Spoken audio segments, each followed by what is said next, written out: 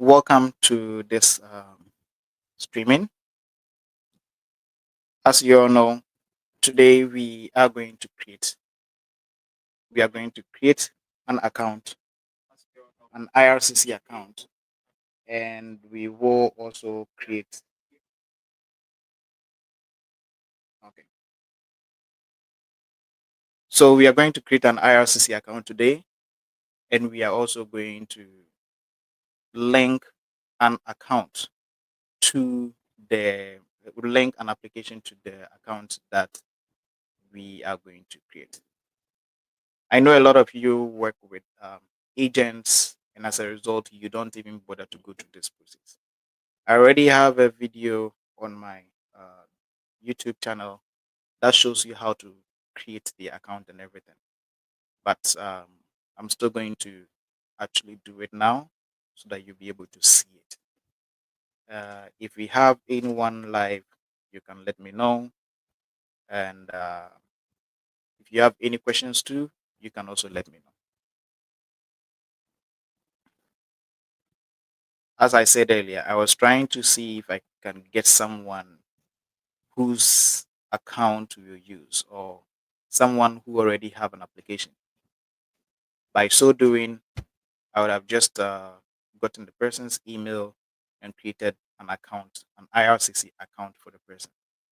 And then afterwards, I would have linked their existing application to this. But since I didn't really get anyone for that purpose, what I'm going to do now is I'll just show you how to create the account, and afterwards I'll also take you the process of linking an application to the account. Since I don't have an existing application myself, I will just show you where to go, the details to fill in and everything, and then you can try it out yourself. That is why I wanted someone else, because that way I would have been able to link it live, and then you'd have been able to see exactly how it is. But then still, I should be able to show you how to do it. That shouldn't be a problem. So to create an IRCC account, first of all, you go to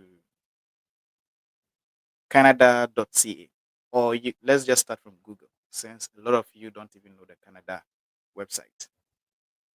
So I'm going to share my screen so people on YouTube will be able to see it. And let me type.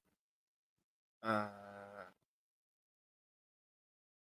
let me just type the YouTube name on the TikTok so that people there can be able to follow through. Life experiences 2%. Yes.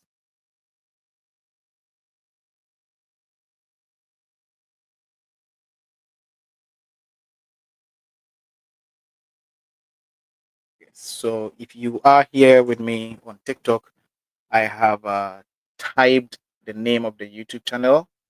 So you should be able to, yes, and I have pinned it. So you can just search the name on YouTube and you'll be able to follow us.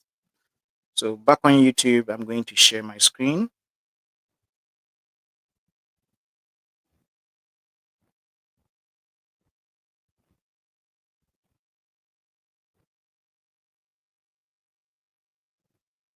So this is the official Canada website. That's canada.ca, as you can see here. But let's just assume you don't know the Canada website, so you have to start from scratch. New tab. So this is just a new tab. So or you can just go to Google and just search for IRCC login. So you go here, they'll take you straight here. You see a lot of options that you can see, and you can just go here. So this is the sign in page, but we do not have an account yet, so we cannot sign in. We can only create an account. Signing is for people who already have an account. Then you can just sign in. But since we do not have a sign-in an account yet, we have to register. So you come here, they give you options to sign in. But we are going to register instead. So register for an account. This is where we go.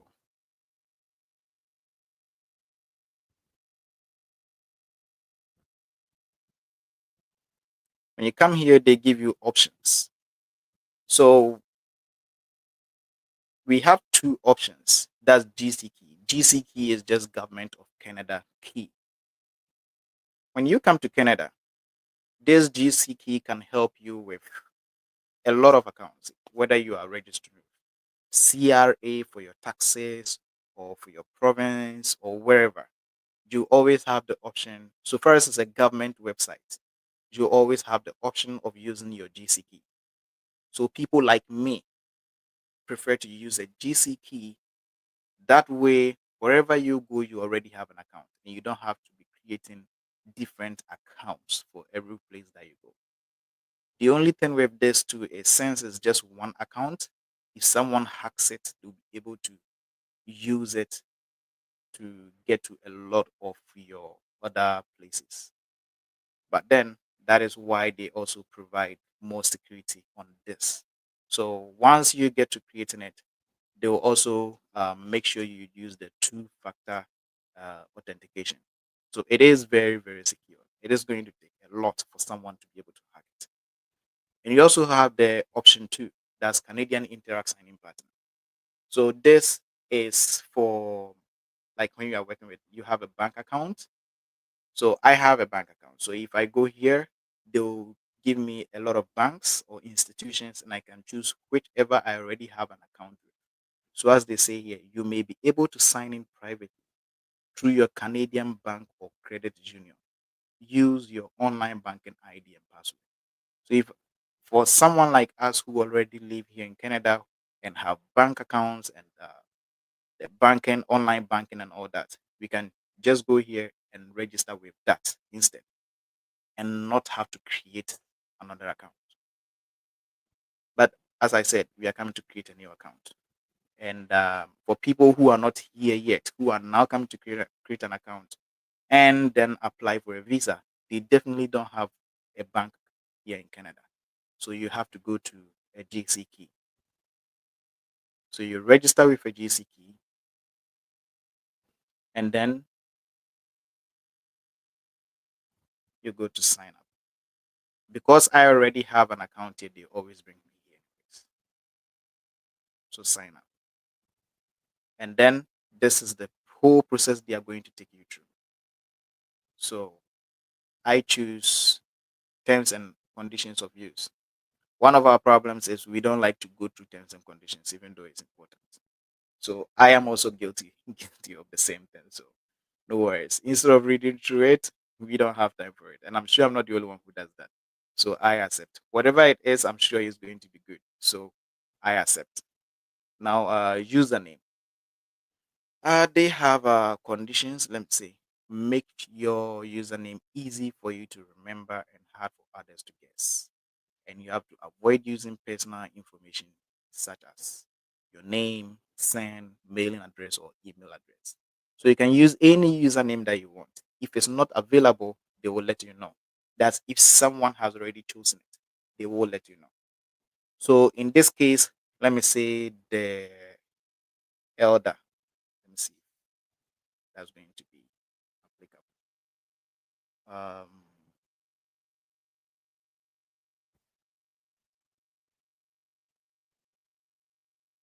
elder may contain text. 1, 2, 3. Yep. So continue.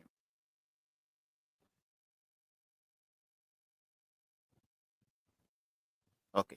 So now they said my uh, username is not available. So let me try adding a number to it.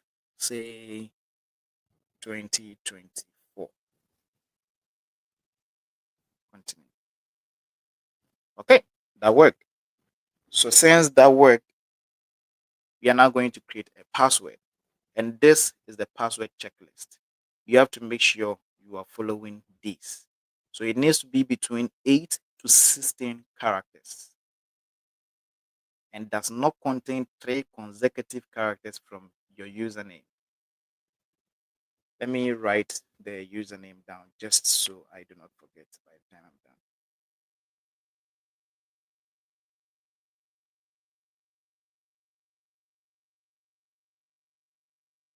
So the username was the Elder 2024.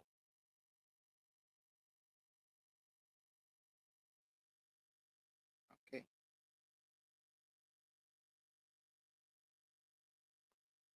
Now, what password should we be using? They already suggested one for us, but I'm not using theirs. Yes, as you can see, it's very, very complicated. So choose your own.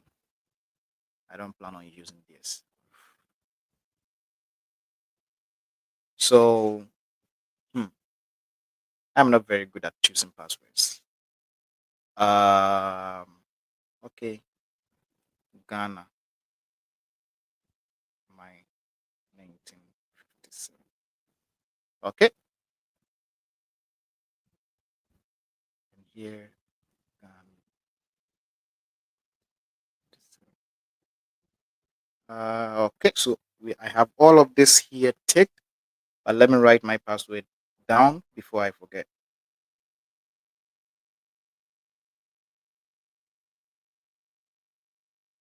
Okay, I have it down. So now you go to continue. They're asking me to save. I am not going to save it. So on with the GC key, they always ask you to choose your questions. These are recovery questions.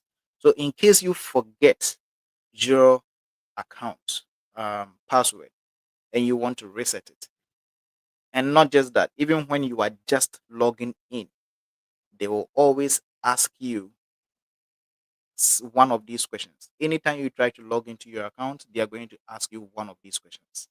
And you must be able to answer it before they allow you to log in. That is one of the security features of using the GC. So with this, even if someone gets your password, they'll still have to be able to know the answer to any of these before they will be able to get in. So you have to come here ready with 5 questions. Select a recovery question. So one here is I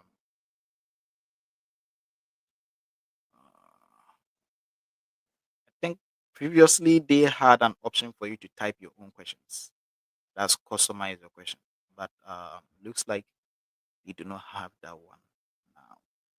But let's just do the same. What was my first person name? Okay. Let me just say my first pet's name uh,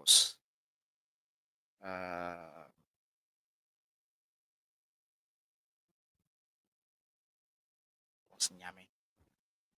Or let's say Odo. Odo. Um, and this is my memorable person. Hmm, memorable person. Let's say Kofi. Memorable person hint. This is just a hint to help you remember that. So that is, let's say, he is my friend, or let's say best friend. So, so that it can be a good hint for you. My memorable date. So you write the date. So let me say, 2019.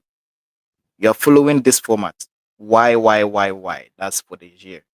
And then the month, and then the day. So that is the format you are following. If you write any other thing, it will be wrong and won't work. So you have to follow this exact format. So that's here. That's the format you have to follow. So I come here, uh, 2019. The month was November 17th. This is actually my wedding date. So yeah. So memorable date hint is wedding date. So that I'll always remember that. And just before I continue, I'm going to take a picture of this so I can save it. That is why what I'm also recommending for you. Whenever you have to set recovery questions, it's better for you to take a picture or something just so you will always be able to refer to them. Don't just move on because there is a high chance, like 1 year or a few more years ahead of time, you come here and you forget your password. And then they'll ask you a recovery question and you have no idea what the answer is. Let's say, like the one I use, my best friend. In 2, 3 years' time, maybe the person won't be your best friend anymore. You come here and you see the hint is best friend. Who is my best friend? And you forget. So I always make it a point that whenever I set recovery questions, I take a picture of it, or at least I snap the screen of my phone or the laptop that I'm using, and so I can always refer back to it. So this time I took a picture with my phone, so I continue. Now, account optional account recovery. They give you an option of also recovering your account through an email. As I said, it's optional, so you can continue without using an email. But I recommend you use an email. Why? Because if you use an email, then when you click forgotten password and you want to recover it, they will always have an email to send everything to. Then you'll be able to actually reset your account and change your password.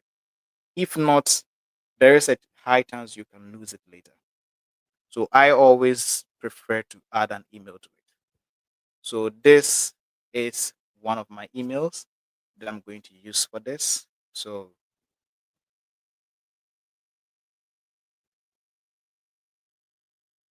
mm, live um, at gmail.com.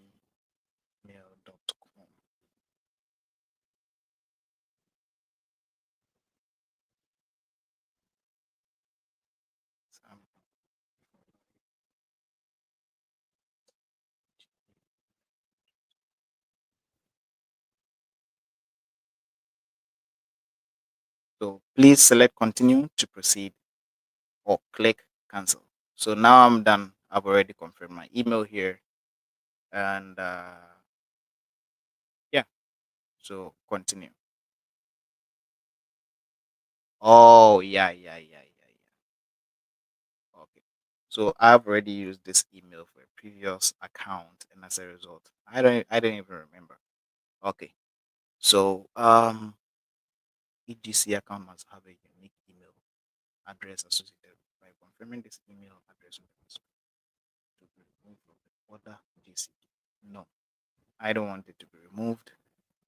So let me just use another email.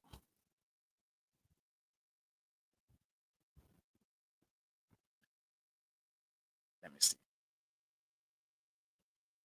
I have several emails, so I should be able to use one of them.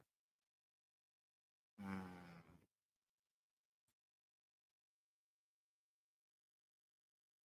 okay, I'm going to use this one. How about this? Some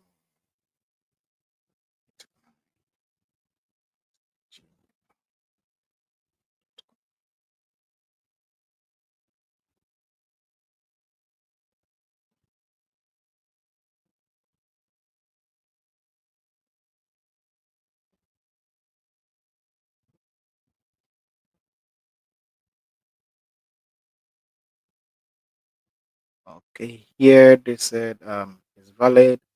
Match the confirmed email address must be unique. I don't think I've used this one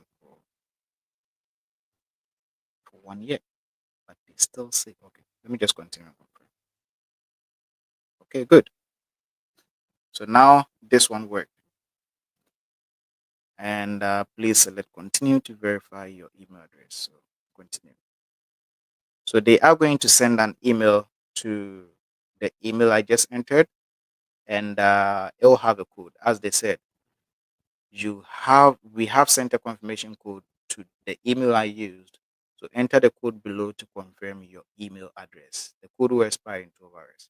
So then you go back to your email and you get the code from there.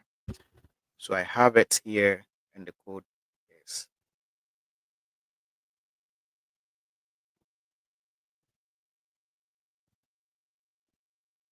okay. So continue. You have successfully added the email recovery option. Good. So now I have successfully added the email recovery option. Select continue. Okay. So now, as I told you ahead of time, GC key now requires you to set up a two-factor authentication process. This way, even before someone can log into your account, they will need to verify through another means, not just by entering your password. And this helps so that hackers or people who hack your account will not be able to just come in and do whatever they want. So if so the recommended one is by using your phone, and with this option, use your smartphone or tablet. That's the recommended option. You have to download an authenticator app from your Play Store, and then they will take you through the process. So let's say I come here, set up your mobile. I accept. You have to first of all install the app, and once so to install, you can click here, and they will take you to a website, and you can download it. They have a Google Authenticator. I already have it. That's what I use. But this is not the way I'm going with. So if you already have an authenticator app too, you can just add it by just going to continue here, and you'll be able to open the app, and you'll be able to scan this QR code. Once you scan this QR code, they will join this GC key. They will add it to your authenticator app. But that is not what I'm going with. Oops. Um,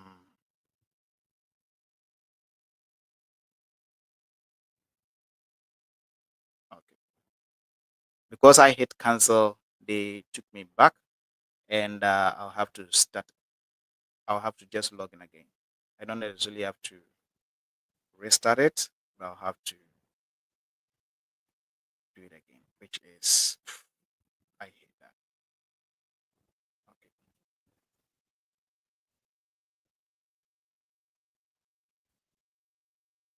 I'm just going to log in, sign in to. As you all know, I've already created the account, so I'm just going to sign in. So sign into an existing account. Yeah. Okay, GC. I created a GC key, so that is what I'm going to use. The Elder 2024, and the password. You see why I always write everything down as I go? Because there's a high chance before by the time you go and come back, you'd have forgotten. So it's better for you to just write everything down as you go.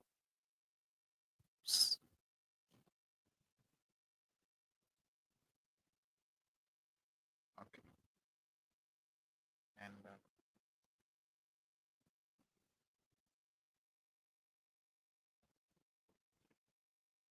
okay, yeah, I got it. Mhm. Okay, so back to the authenticator system. So for me to, because I'm just trying this, and especially for people who keep uh, changing phones and all, it's better for you to use your email. That way, you come here and they'll always just send the code back to your email, and you just have to verify and you'll be able to get in. So I go to set up email here, and okay, wait here. I think I can flip camera, and people will be able to.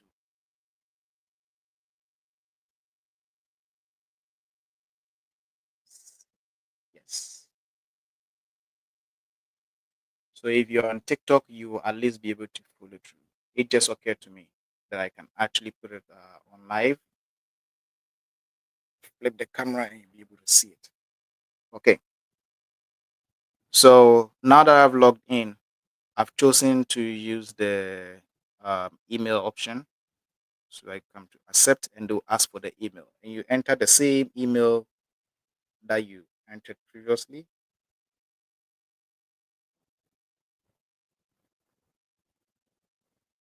Okay. So I enter my email and they've sent a code to that email.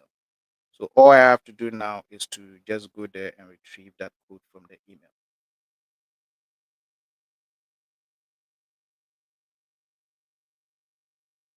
I have not received the email yet, so I'm still waiting for it. Okay, I got it. So I enter it here.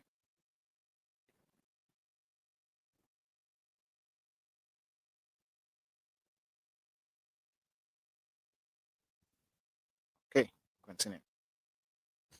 And they are asking you to keep these codes safe just in the future in case you have to, as I said, retrieve this. So I've taken a picture of this and I'll click yes.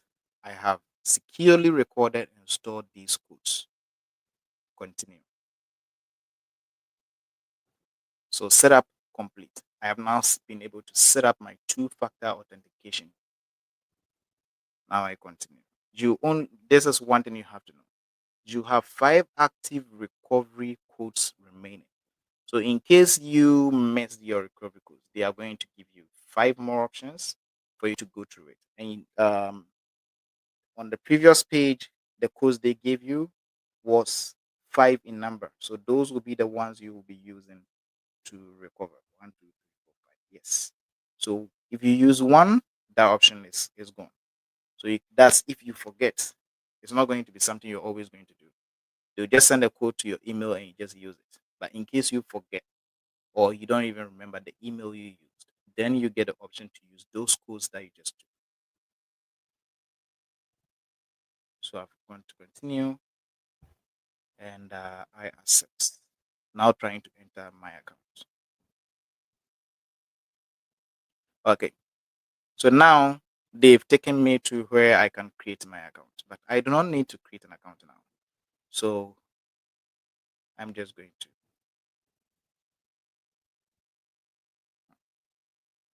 Okay.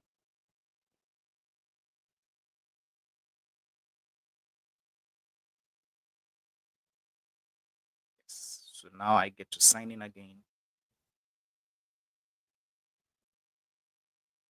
I choose Visitor because for Visitor, you have the option to use either a GC key or an IRCC portal. So these days, IRCC have created 2 different accounts for each, for different stuffs, for different purposes. So for express entry to, you only have the option to use a GC key. For a study permit, you have the option to use either of them. So yeah, if you have a GC key, you can use it to enter everywhere, every other account. But the portal, which is a little bit different, doesn't allow you to create all types of visas. That is why I always go with a GC key. That way, if you have to go with any sort of um, account, you'll be able to still get in anyways. So I accept.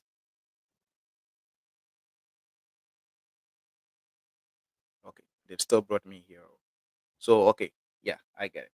So now that I'm in, I still have to enter my name and all other details, as I've not done so previously. So now I've just created an account, a login account, but you need to now enter your actual details. So I'm going to enter my details here.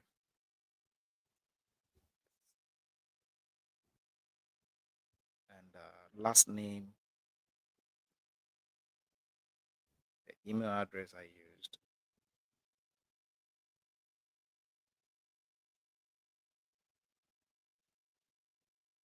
preferred language. As you know, Canada is English or French, always English and French. So now you get in. So these details you are going to enter are the same details they will be using in case you have to apply for a visa later. Because when you are applying for certain types of visas, you are not allowed to apply for somebody else. So let's say I am applying for a visitor visa. You have to, the person whose name is going to be on the account is the person who is supposed to actually apply.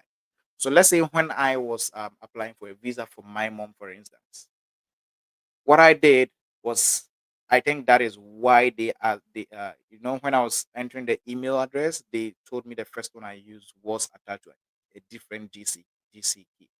That was because I used my other email to create an account for my mom, and then I used that to apply for a visa for her. I had even forgotten about it because that isn't my main email address. So that is why I forgot. So anytime you have to apply for a visa for someone, you have to create an account in the name of that person so that it doesn't happen to be that the account has a different name and the um, the application also have a different name. It must be the same person applying. The only times you are able to apply for someone is if you are sponsoring somebody. Like when I was sponsoring my wife, I applied for it myself in my own account. Or if you are applying for something and someone is your dependent, then all your dependents get to be under your same application. You don't need to create different accounts for all of them. So that's how it works. But if it's like just one visa, like a visitor visa or a student permit, it is supposed to be in the name of the person who is applying for it. So now they are asking more security questions. So yes, this is the part that I remember. You have to ask your own questions, 4 questions, and have answers. And when you are logging in, these are the same questions they are going to be asking you, and you should be able to provide the answers for it.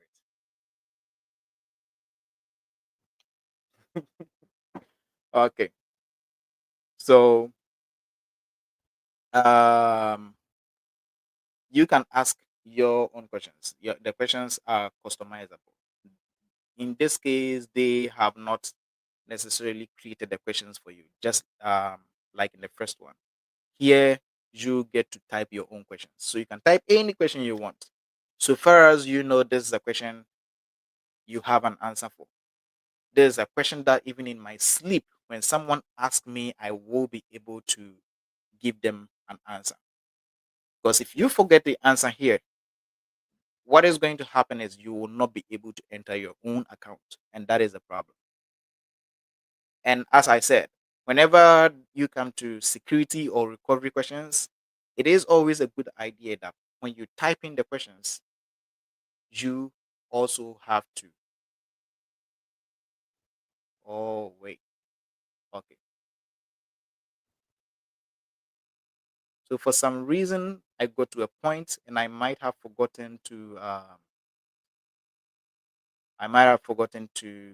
okay, it created a new tab and I did not share this tab. Okay. I don't even know where that was, but um, so where I was the sign in page. So I'll log out. I'll log out. Okay, I'll create the questions and I'll log out and log back in because I think where I was, I had already created the account, so you may not have been able to follow. So sorry about that. So the questions here, let me just ask. Let me see. What is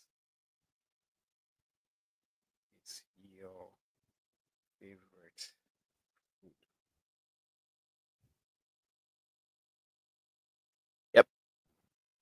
So that's a question, and I need an answer for it. Everybody who knows me knows my favorite food is fufu. So no two ways about that. Second question, you need 4 questions. What is the name of your mother?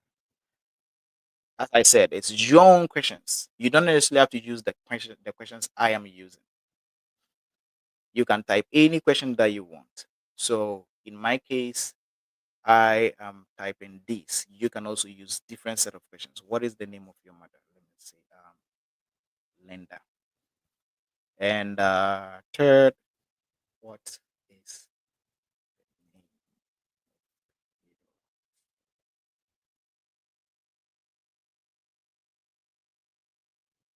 Rachel? And the fourth one is what is the name of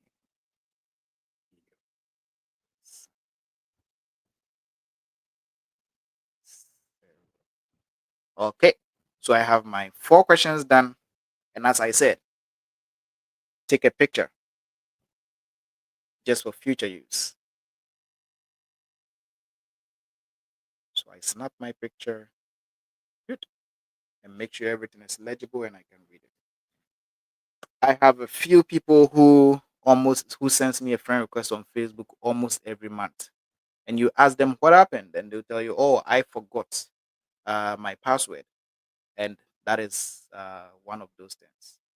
If you don't want to be creating a new account every single time, this is what you have to do. Just take pictures or save your passwords all the time. This way, you won't have to be going through all of these things all the time. So now I am in my account. But as I said, it got to a point where when I was signing in, um, I didn't share the screen. It created a new tab for me, and as a result, the screen wasn't being shared. So I'm going to log out and log back in. So I've logged out.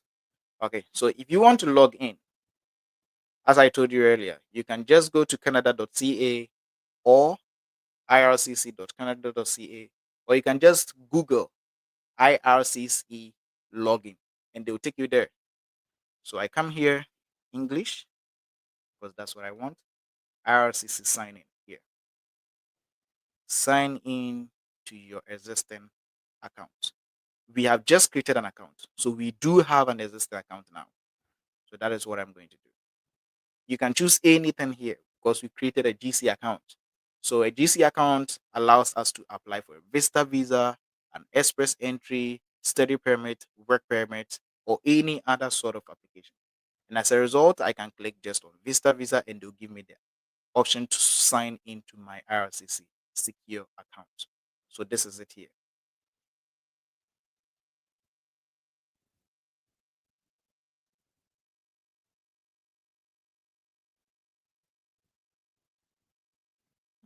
Because they took me there and I okay.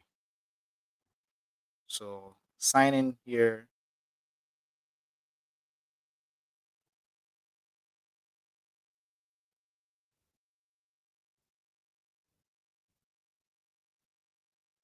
So IRCC secure account.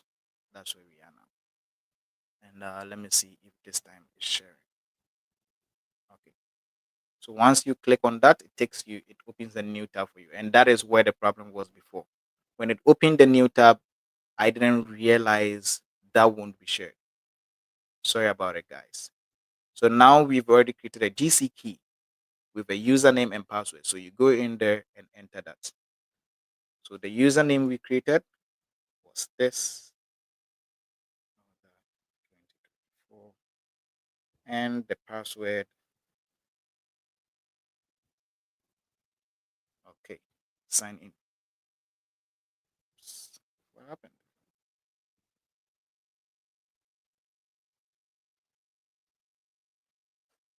Let me just be sure I'm entering the right password.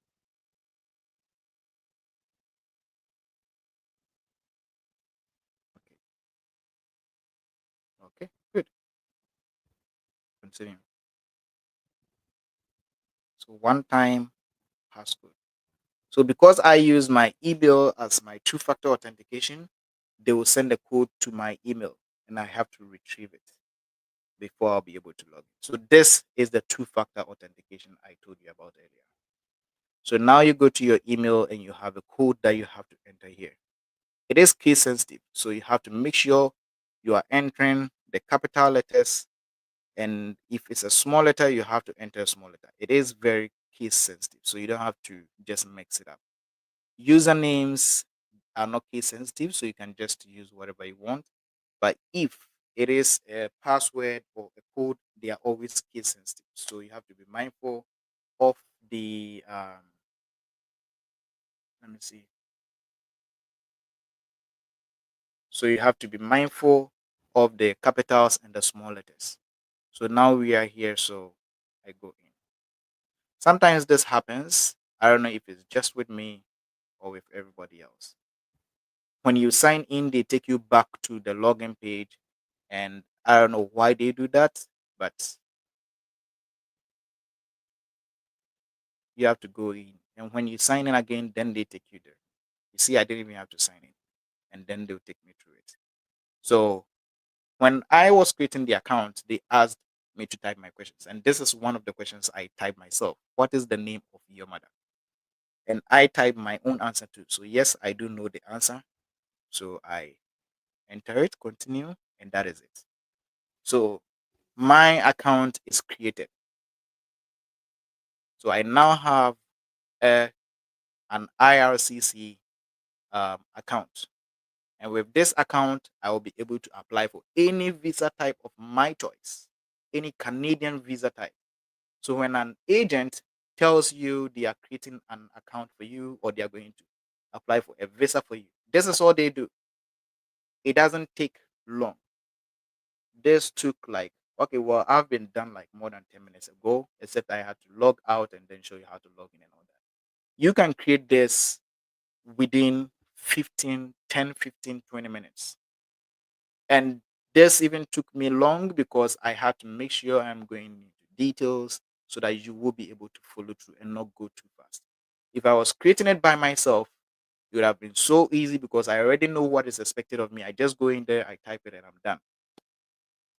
So now that we have an account, how do we link an already existing application to this account? And that is where you go here. This side comes in. I hope you're all seeing this. That is where this side comes in. Add link, add or link your application to your account. Sometimes you start the application on paper. Like when you are applying for, let's say, yeah, sometimes you just start your application on paper. And when you start it on paper, when you are done, you now want to transfer it to online so that you'll be able to track it and not have to be waiting for letters from IRCC. And as a result, you have to create an account and link it. But most of the time, especially with visit visas and study permits, we mostly start from online anyway. So you always have to create an account first and then link it. So in this case, I am going to link an application to this account. But as I said right from the beginning, I do not have an existing application. So I don't have any details to link. But I'm just going to show you how to link.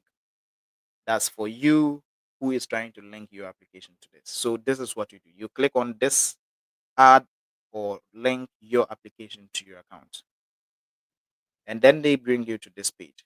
So you come down here and okay, they ask which type, what program did you apply for? So what program did you apply for? I'm going to assume we are applying for uh, a study permit because most of the people under the comments are actually applying for study permit. So that's what I'm going to use. So if you are applying for a study permit, under this category, you're going to choose temporary residence. So when you choose a temporary residence, they will ask under the subcategory to choose which type of temporary residence. It can be international experience Canada, study permit and extension, temporary resident visa, visitor record, or permanent. work permit and extension. So in this case, I am applying for a study permit. So I choose this. Then they open more questions up for you, depending on what you choose. So when you come here, they ask you for one of these to enter. So you have the option of either entering your application number and family name, application number and unique client identifier, that's your UCI, or your family name, given name, and date of birth, or your UCI and family name. So concerning the application number and UCI, if you applied through an agent, you probably, and especially if you've already done your biometrics, without your biometrics, without your biometrics instructions letter, you will not be able to go and give your biometrics, because when you go to VFS, they'll require that letter from you. So that is a letter that I am sure your agent would definitely have to give to you.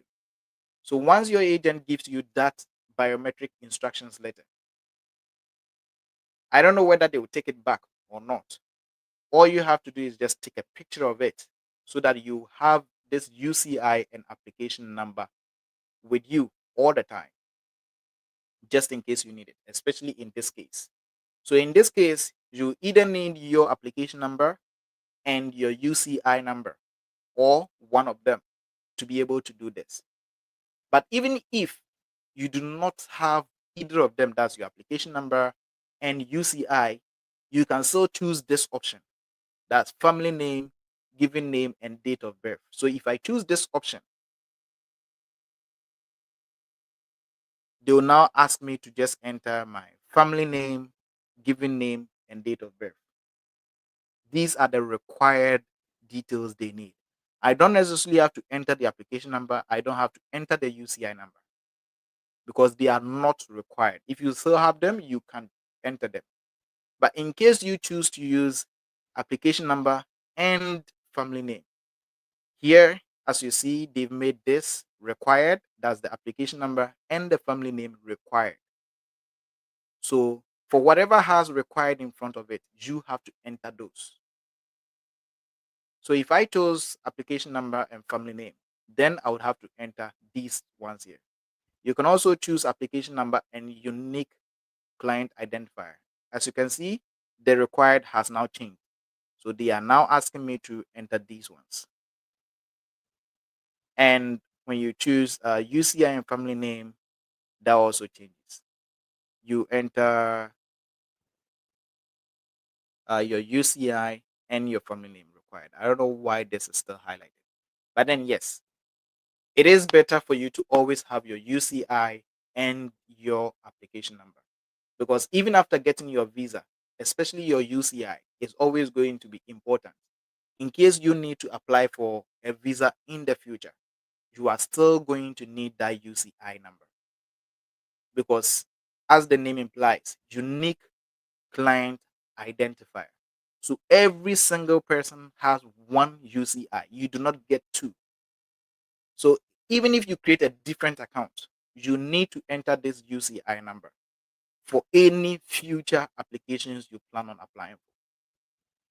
So once you choose whichever that you have here, you enter the details, and then you go to the next step. That's applicant's personal information. So here, they also require you to enter one. They require you to choose one. That's between your passport and your place of birth. If you choose your passport, they are going to ask you to enter the passport details you used in your application. This is where I also always have a problem. A lot of people ask agents to just apply for stuff for them, and they don't even bother to give them their details. And then the agent gets around to enter fake details and all of that. If you are one of those, you are going to have an issue here. But I am sure even if an agent is applying for a visa for you, you would definitely need to have a passport, and they would definitely need to use your passport details for it. So this is one place I don't really think they are going to have an issue with, because they will definitely use your own passport, not a fake passport details. Or even if they ask you to submit your passport, you're going to get it wrong because they'll realize it's not the same passport details you gave them, and then they'll reject it.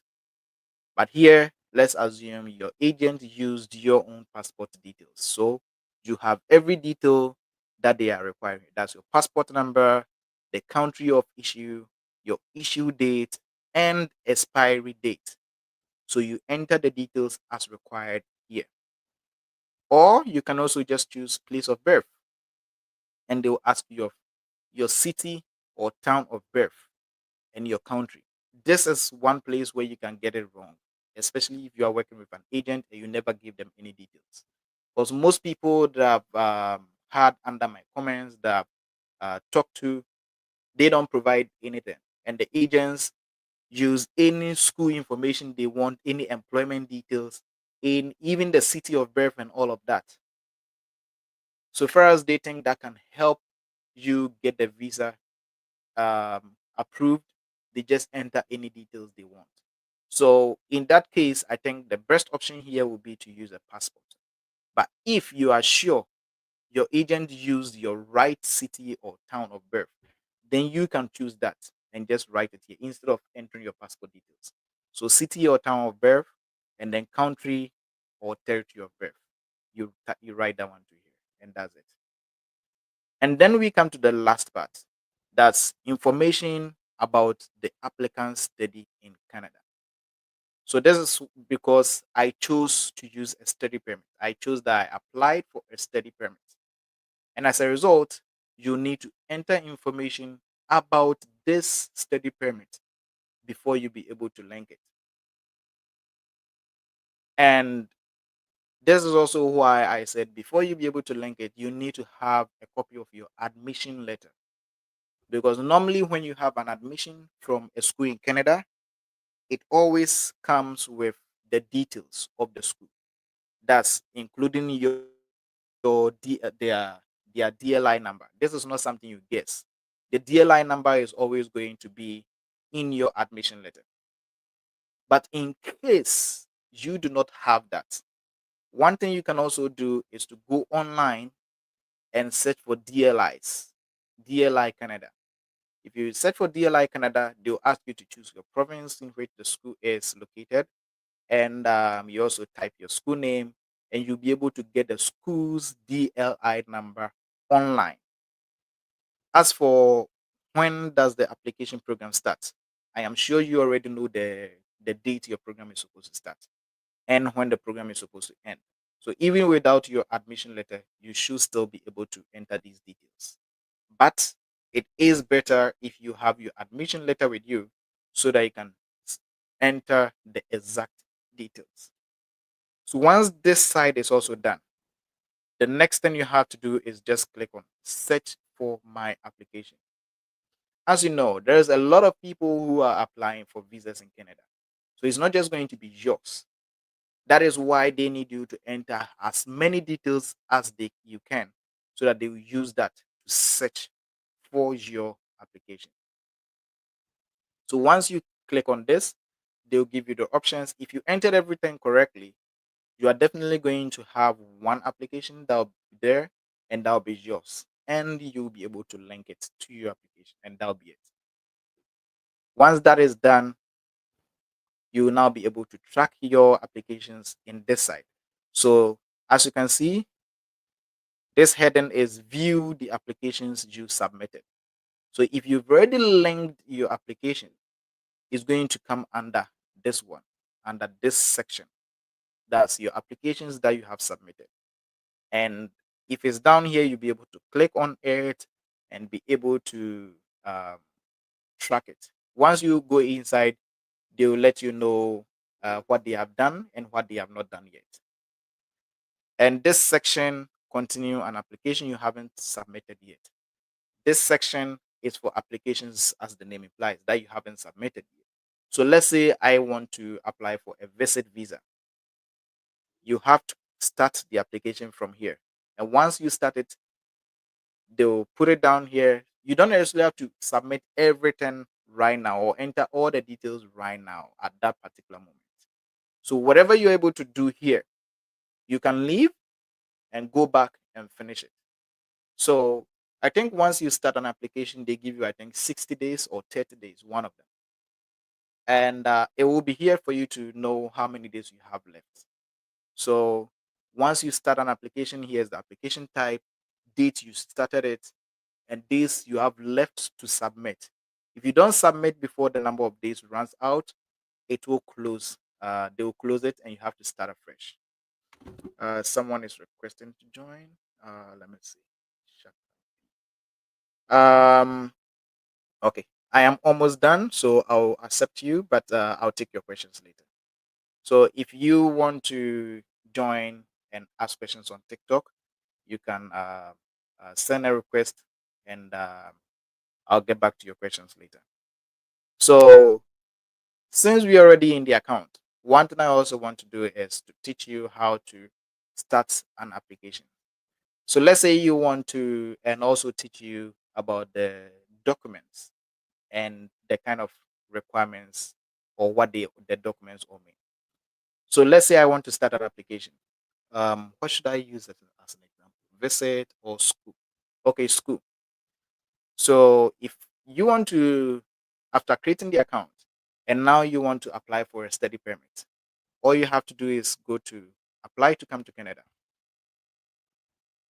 and they'll ask you several questions. So please enter your personal reference code to begin your application. I do not have a reference code yet. This is when you use um, they always, on several places on the IRC's website, they have an express, they have a wizard, or should I say that you have to just enter some stuffs, and they'll give you a code, especially if you are using the express entry. You can use the express entry calculator to just check how many points you have, and if um you have enough points, they'll give you a reference code which you can keep.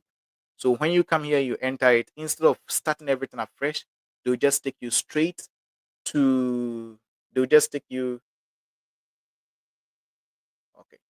So instead of starting everything from afresh, since you've already answered some of the questions, they'll take you straight to your application and populate it with the information you entered previously. So here we want to apply for a study permit. So I'll choose visit visa, study, and or work permit.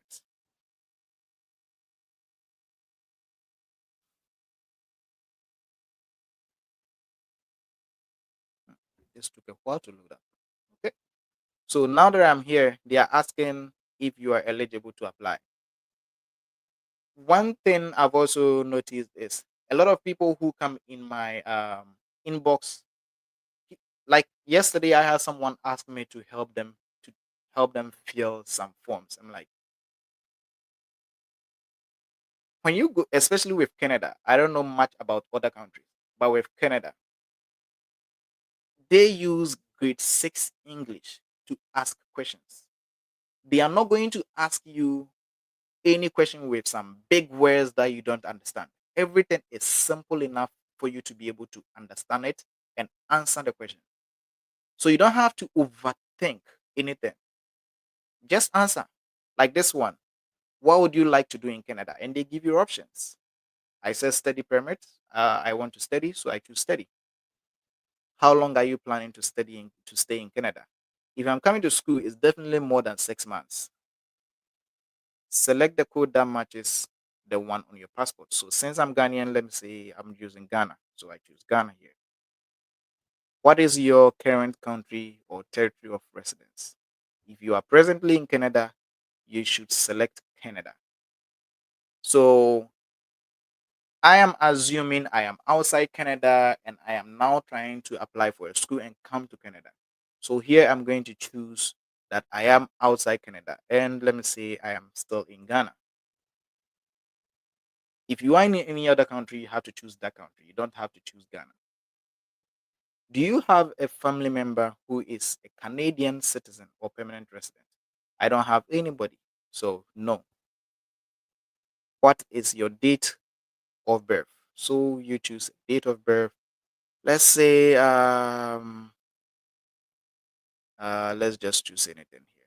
So, this is not my date of birth, and I don't plan on entering my date of birth, so I just enter anything, and then I come in here. Do you meet an exception from submitting a provincial or territorial attestation letter? As you all know, if you're applying for a school now, you need to submit a provincial attestation letter. So they are asking you prior to to submitting the application. So no, I do not meet any exception to submit a, PAL. I have to require to submit a PAL. So I choose no. If you do not meet an exception, you have you been issued a provincial attestation letter from a provincial or territorial authority? So if you have already applied for a school, you've gained admission, the school would definitely take you through the process of getting your provincial attestation letter. So by the time you decide to apply for a visa, for a study visa, you should already have your provincial attestation letter. And that is what I'm going to assume now, that you already have your PAL. So, yes.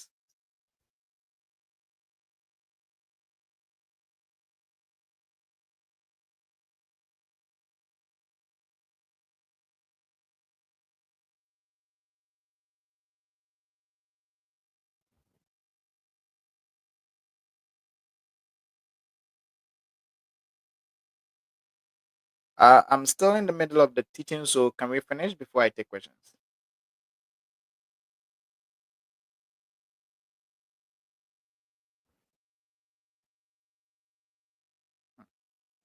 Looks like my Wi-Fi is being a bit slow today. Okay. So which province or territory is your provincial attestation letter from? So let's say the school I applied for is in Ontario. So I got it from Ontario. So I choose Ontario. Next. Are you a lawful or permanent resident of the US with a valid US citizenship or this number? No.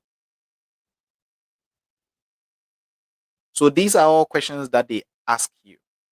So have you been accepted to a DLI? If you've already gained admission and have your admission letter, it means yes. Are you planning to attend post-secondary? Yes, post-secondary DLI. Yes. Post-secondary is any school after high school. So if you're coming to, whether you're coming to a college or university, is a post-secondary DLI. If you are rather coming for a high school, then no. A high school is not post-secondary. Okay, what is your marital status? Let's assume I am single. I am not single, by the way. What is your province or territory of destination? If visiting multiple, I am coming to school, so I'm coming to just the one province in which my school is located, so Ontario.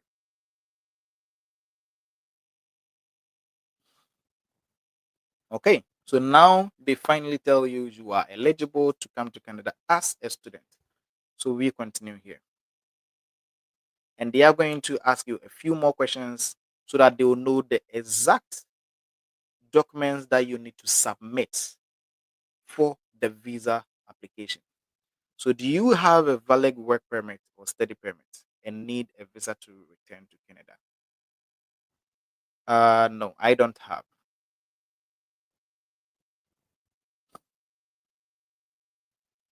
Are you an exchange student? No. Is work an essential component of your studies? Yes. For most programs, work is part of it. And it's mostly called co-op on your admission letter. So in your admission letter, they will mostly write if co-op work placement is required. If it is there that it is required, you can always write it there.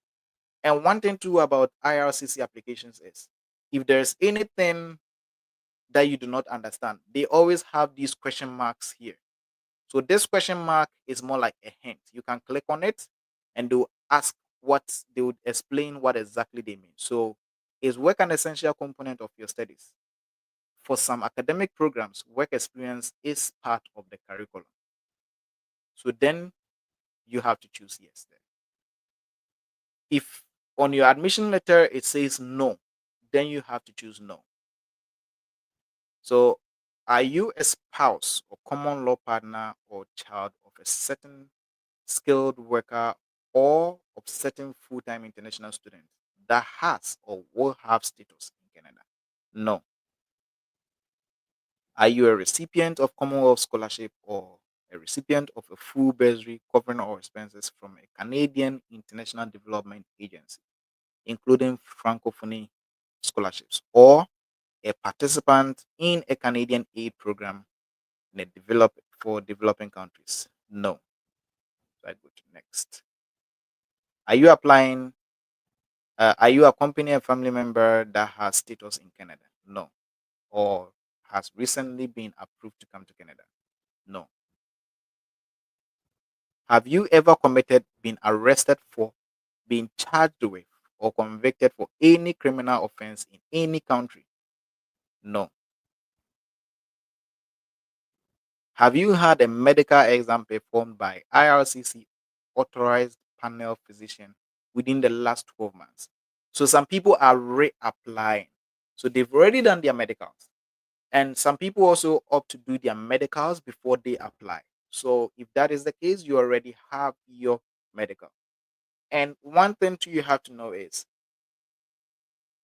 medicals is not just done anywhere you want. You don't just walk into any hospital and do a medical and say that is the one you submitted. No. IRCC have their own authorized physicians who will do it, and then you'll be able to use them. So if you want to submit your medicals beforehand, you can go to the Canada website and search for their authorized physicians in your country. Then you'll be able to go to book an appointment and go and do your medicals there in that particular doctor's office.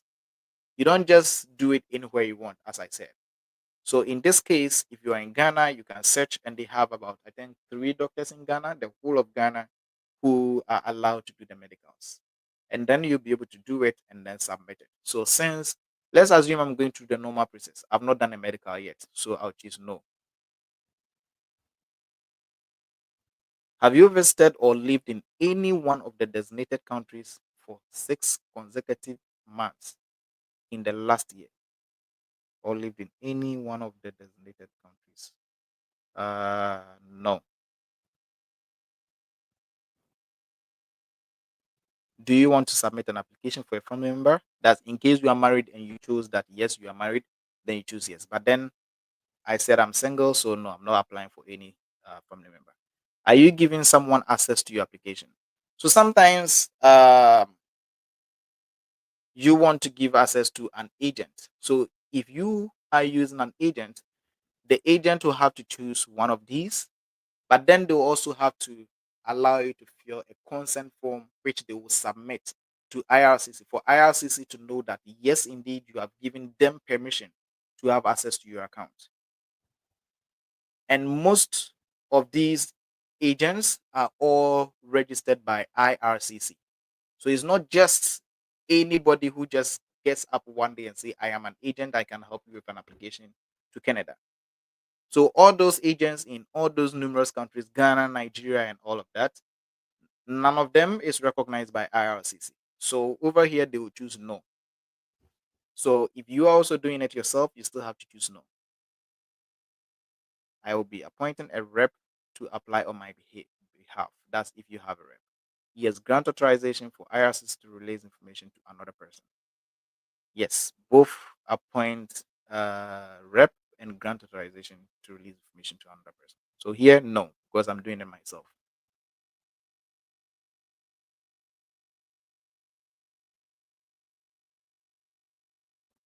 In the past 10 years, have you given your fingerprints? That's biometrics. If you give biometrics for a Canada application, visa application, it lasts for 10 whole years. So if you have ever taken a biometric within the last 10 years, you don't need to pay for or do another biometrics. So here you just choose no and you'll be able to just continue. There are fees associated with this application. Will you be paying your fees or are you fee exempt? Yes, I will be paying my application fees. Are you able to make a digital copy with your documents with a scanner or a camera. Yes, because your documents have to be uploaded here online.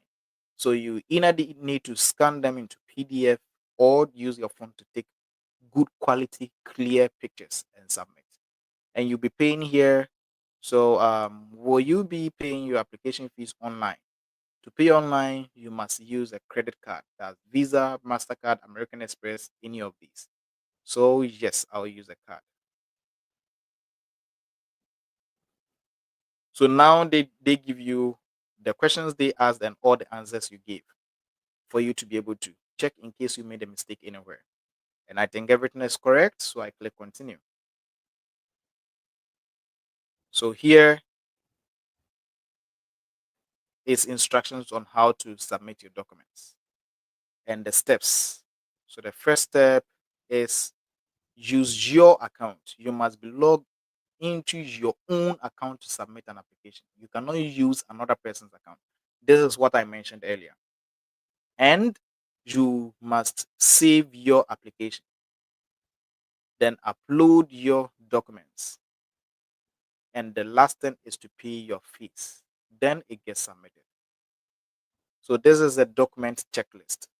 So when you're applying for a school, until you get here, you don't really get to know exactly what you submit. What I am submitting may be different from what you will be submitting, even though we are all applying for school. Sometimes it depends on your country. For some countries, you need to submit a police clearance upfront. For some countries, for a study permit, you don't need to submit a police clearance. So in this case, these are the documents that are required of me.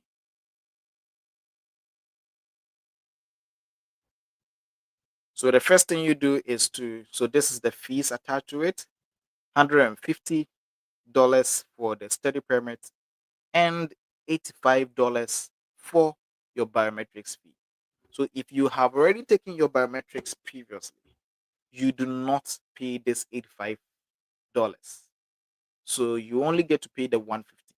But because I am assuming I am a first applicant and I have never taken my biometrics with IRCC, then the total fee is $235.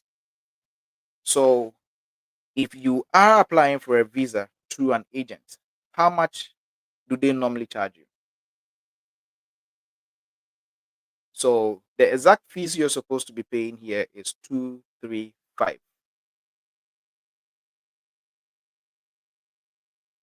And okay, I'm trying to convert this to okay. I'm trying to convert this to cities, Ghana cities, and let's see how much they are supposed to be paying. So per today's rate, 235 Canadian dollars is 2,568.98 cities, which is, let's say, let's run it up to 2,570, or let's say 2,600 Ghana cedis. And yet, agents will be charging you upwards of 50,000 Ghana cedis. The application fee itself is just like 2,600, 2,600, less than 3,000. And yet, agents are taking upwards of 50,000 Ghana cedis to apply for a normal visa for you. And yet, they cannot guarantee that you are actually going to get a visa or not. Yes, it is a bit hectic, stressful to go through this whole process, like answering all these numerous questions and the likes. But at the end of the day, it is your own application. The least you should be able to do is spend your own time and just answer questions about yourself and apply for it yourself. If you do it once, it becomes easier for you the next time. And you will also be able to help others apply for theirs without going through agents. Somehow, for we Africans, we see corruption to be only when it involves politicians. If you hear a politician has taken money from someone to do whatever, then we all jump and start talking about corruption. Meanwhile, the average African is 100% corrupt because we have to involve other people. We have to pay people to do even the simple stuff for us. Even when you go into school, I'll use my time in the University of Ghana as an example. Even when we just going to register for the semester to do our enrollment, some people pay the security guys around so that they can jump them ahead of the line. And that is not corrupt because you are not a politician. When you have to apply for a passport, you have to pay someone to get you a common passport, which you are entitled to. And yet, we are not corrupt. It's only politicians who are corrupt. And this is the kind of thing I keep talking about. If you start exhibiting these corrupt practices from your childhood, from your youthful age, you are the same person who is going to grow up and become a politician and become that corrupt politician that you used to criticize when you were younger. So if we do not stop, then corruption is going to continue to exist in our countries, and we are going to keep complaining and complaining and complaining because why? The people who are supposed to do something about it are corrupt themselves. But well, that is not why I'm here now. So I'll just go ahead and show you the teach you about the documents. Sorry about the call. So once you get to the your document checklist, there are, I think, 3 documents that you have to submit. You have to download. So with this is application for a study permit made outside Canada. You have to download this. So once you click on this, it opens a new tab. Let me share it. It opens a new tab, brings you here, and you have to download this document. So when you download this, I'm downloading it and I'll open it for you to see.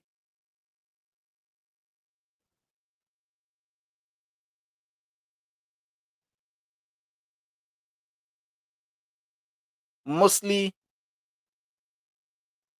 when you download them on the websites, this is how they look. They tell you you have to update your Adobe Reader or your PDF reader to be able to see them properly. But you still have to download this anyway. And if you open it with your Adobe Reader itself or your PDF reader itself, it will show everything in there. So I'll take you through everything before I show you how it looks like. So here,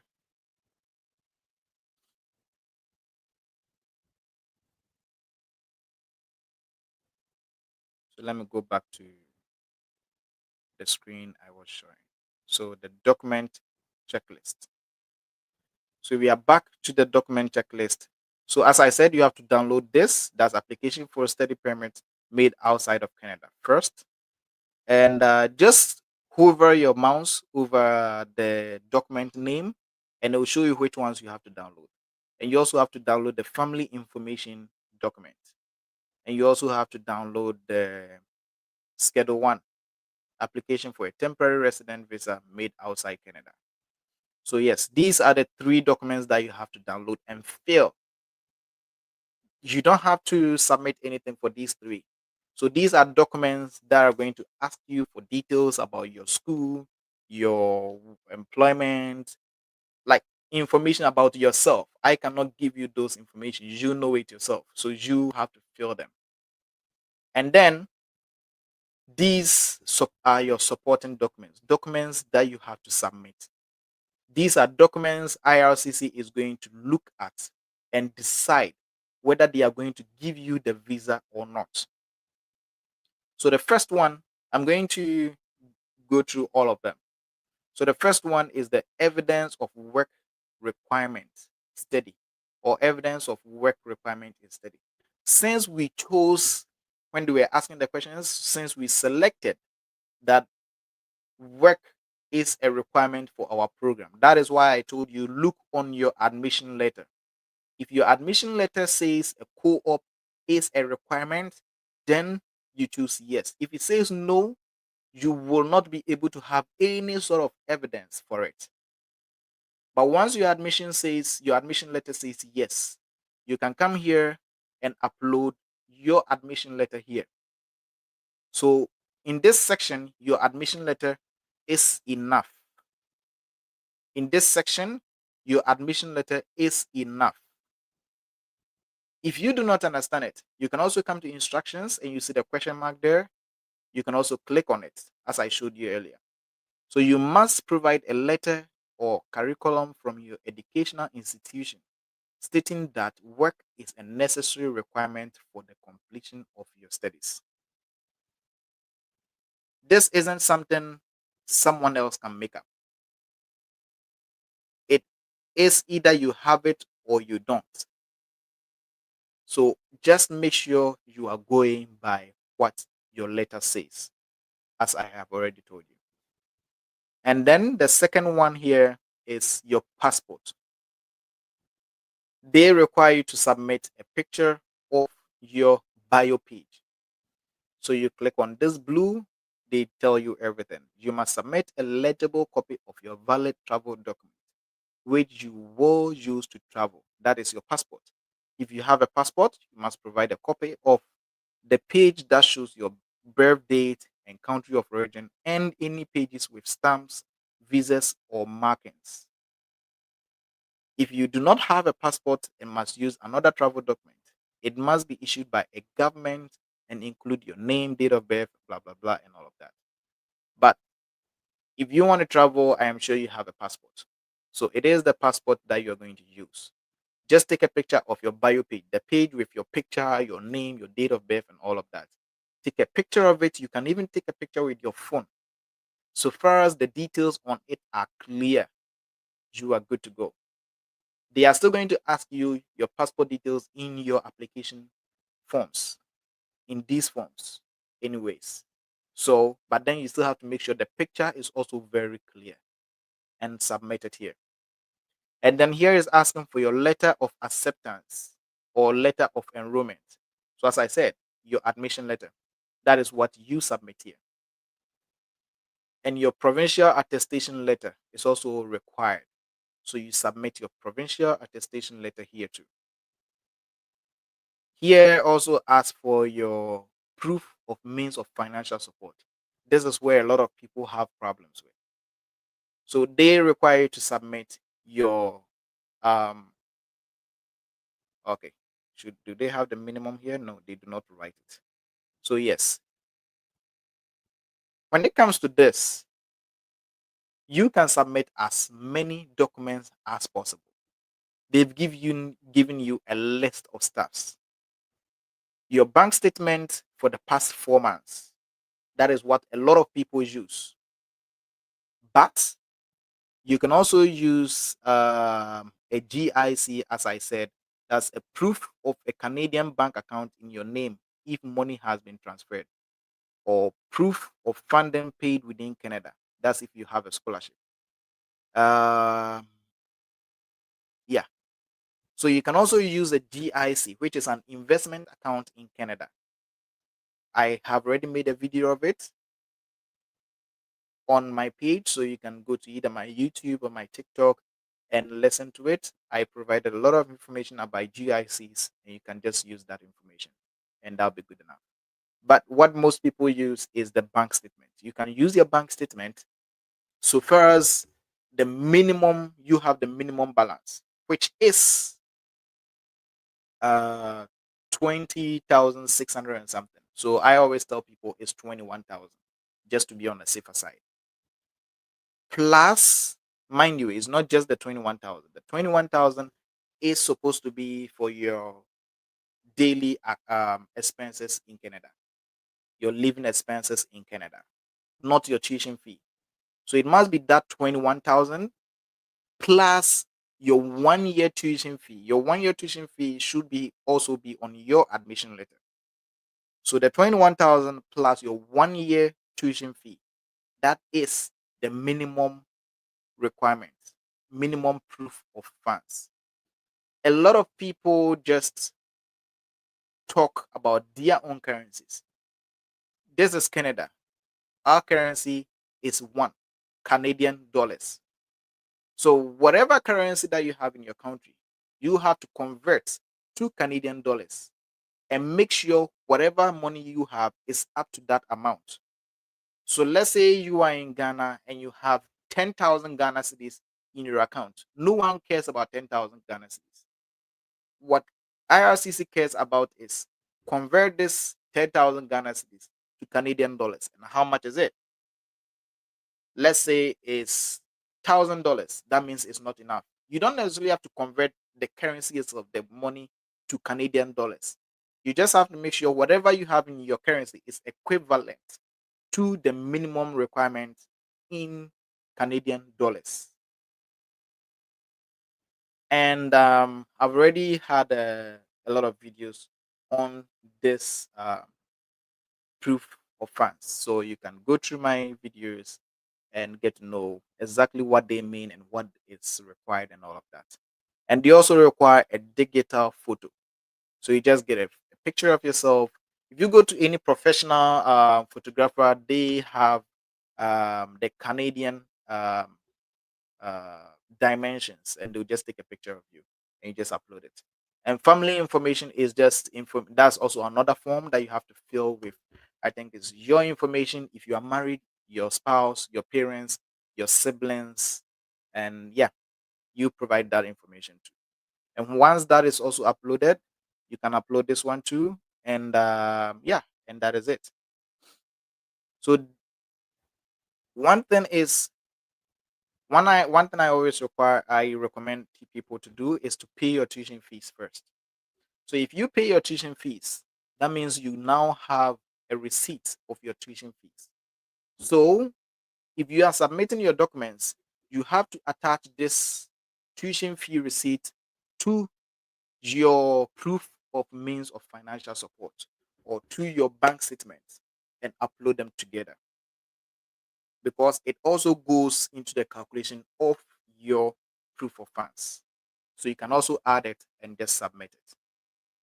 And yeah, once that is done, you now come here, and once everything is submitted, they'll give you an option to now submit make the payment, and then that'll be it. So since I am not submitting anything, I am just going to exit question. And now that is it. Okay.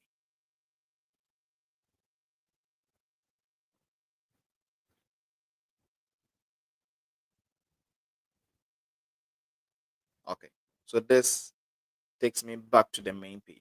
So because I started an application, it has now come under continue an application you haven't submitted. And this is it. Um, so it tells me I have days to submit, left to submit is 60 days. So I have 60 days or 2 months to submit this application. Or if I don't submit within the 60 days, they will close it. But once I submit, it will move to this side, and then that will be it.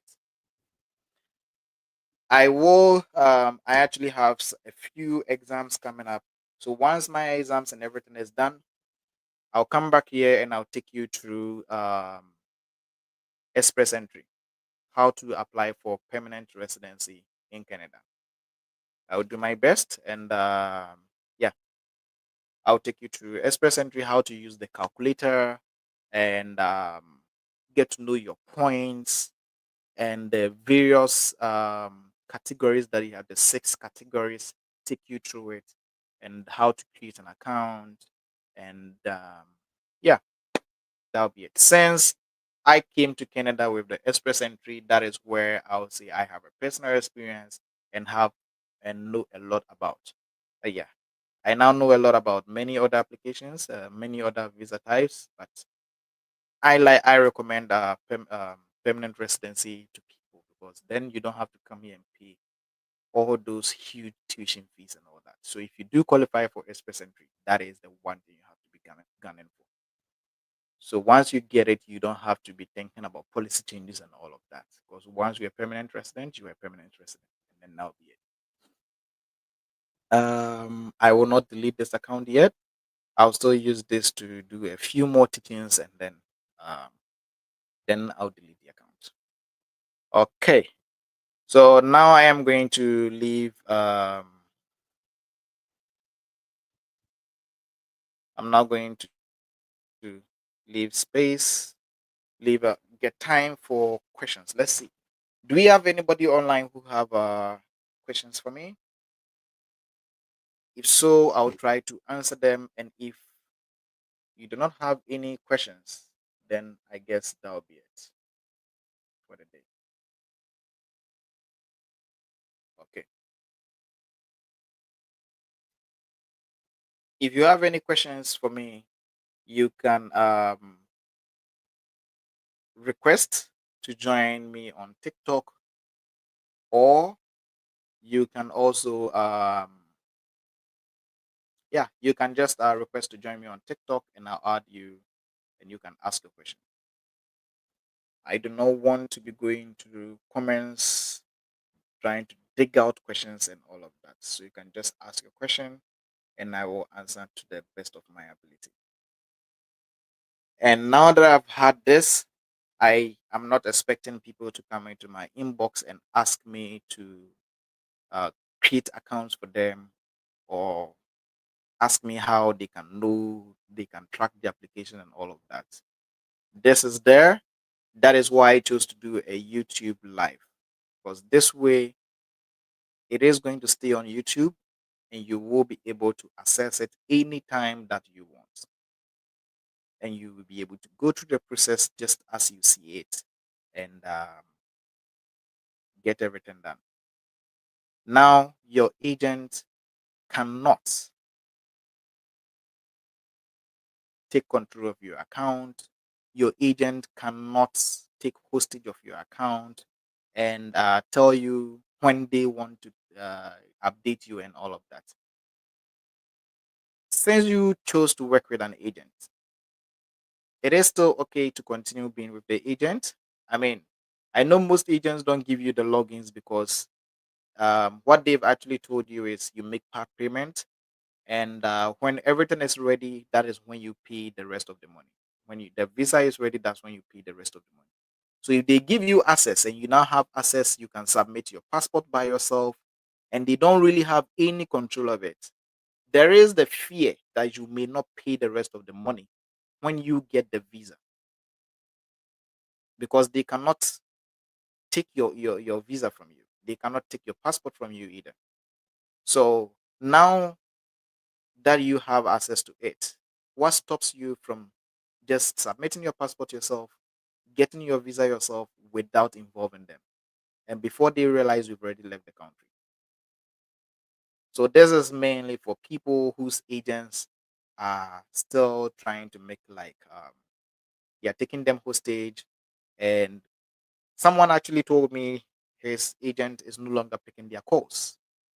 And one sad thing is, for most people, your agents already have um your agents already have a decision on your account. They do know very well that your application has been rejected, but they are still not telling you why. Because probably if they tell you now that your account have been rejected, your visa have been declined, you may not give them their money. Or then they will not. I don't even know. I'm trying to find excuses for them, but I still don't get anything reasonable as to why your visa, there will be a decision made on your visa, and yet they will refuse to tell you. I still can't really find any reasonable excuse for that. But well, they still do it anyways. I've had people tell me they had to like more like fight their agents, and then later they finally told them their accounts have been rejected, but they plan on reapplying for them. If you plan on reapplying, just let the person know. So people keep saying IRCC is delaying the application, IRCC is delaying the applications. And yet, it has nothing to do with IRCC because IRCC have already submitted giving you your decision a long time ago. So what happened? It just means your agent was the one who is delaying you. So the only thing you can do now is if if you think your application is delaying, the first thing you do is to check your normal processing time. If you want to know how to check your normal processing time, is already on my page. You can go through the tutorial and check the normal processing time. After checking your normal processing time, let's say it's 3 months for your country and your visa type, and your application has already passed that 3 months, then fill a web form. If you fill a web form, instructions for filling a web form is also on your biometric instructions letter. So you should be able to just read that biometric instructions letter and do fill the web form. After filling the web form, if after about a week you still not heard from them, ask your agent to check your application. If your normal processing time is 3 months and your account has already passed like 5 months and over, there is a chance your agent is just not telling you the truth. So then it's better you try and get access to your account just as I've just taught you and track it yourself. Since I am not getting any questions here, I think we are done with this teachings, and see you in the next video. Have a nice day.